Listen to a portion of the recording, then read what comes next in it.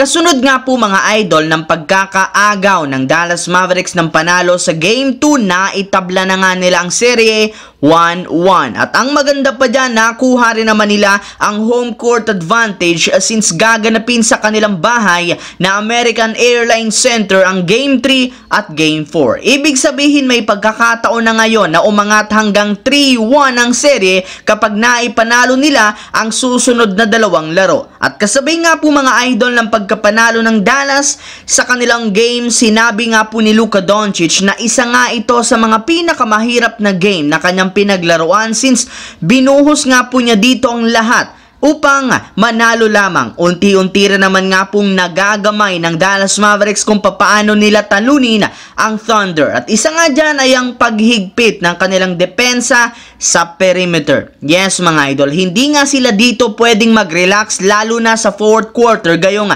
dito nga sila tinalo sa Game 1. Kaya as long as mapapahigpit pa nila ang perimeter defense, kakayanin nga nilang talunin ang Oklahoma City Thunder. Samantala, hindi nga po mga idol nagpaligoy-ligoy pa ang Phoenix Suns sa paggawa ng move matapos silang malaglag. Gayong kahit man hindi pa tapos ang 2024 NBA season, tuluyan na nga nilang sinisante si Coach Frank Vogel at pinalitan agad ito ng bago matapos nilang kunin na si Coach Mike Budenholzer. At ayon nga po sa inilabas na balita ni Shams Charania ng The Athletic, plano nga po nilang papirmahin ito ng 8-digit na kontrata ang kanilang bagong head coach sa mga susunod na araw. Pero bukod nga po sa pagkuha nila ng bagong head coach, inaasahan rin naman na gagawa pa ang Phoenix Suns ng maraming bagong move kapag nagsimula na ang off-season, kagaya na lamang ng paggawa ng trade, pagtanggal ng ilang mga role player at pagkuha ng mga bagong player sa free agency.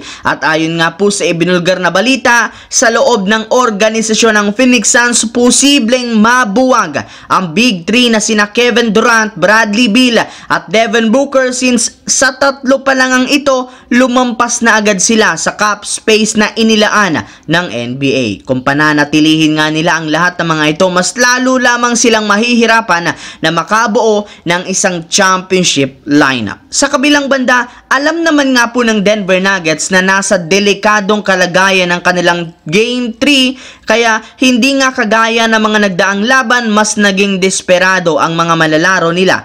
Gumamit na rin naman nga po ang Denver Nuggets ng adjustment para maging komportable si Jamal Murray. Hindi nga kagaya ng last 2 games, mas maganda ngayon ang rhythm ng defending champions. Nakagalaw nga dito ng mas maayos sina Nikola Jokic at Jamal Murray. Literal na counter nila ang game plan ng Minnesota. Mas maganda nga po dito ang ball rotation ng Nuggets, kaya nagulo ang depensa ng Timberwolves. Mas efficient na rin naman sa 3-point shooting ng Denver at halos lahat ng mga players o plays pumapabor sa Nuggets. Ika nga ng marami, Game 3 is for Denver Nuggets. 2-1 na nga mga idol at gaganapin muli sa home court ng Timberwolves ang Game 4. Nga pala mga idol, usap-usapan ngayon sa internet ang posibleng maging playing coach si LeBron. Kung susumadahin natin ang rules ng NBA, bawal nga ito. Pero kung titignan natin ang mabuti, maganda naman ang ideya na ito kung ikukumpara sa mga head coach na mga baguhan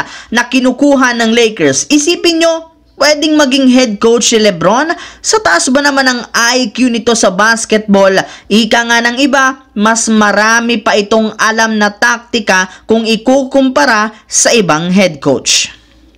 So that's it mga idol, ang ating bagong video ngayon. Once again, this is your J-Zone TV. Huwag kalimutang mag-like, mag-subscribe, pindutin ang notification bell sa aking channel para lagi kayo maging updated sa mga videos na pinapalabas ko. Isang malaking shoutout sa lahat mga idol. Thanks for watching.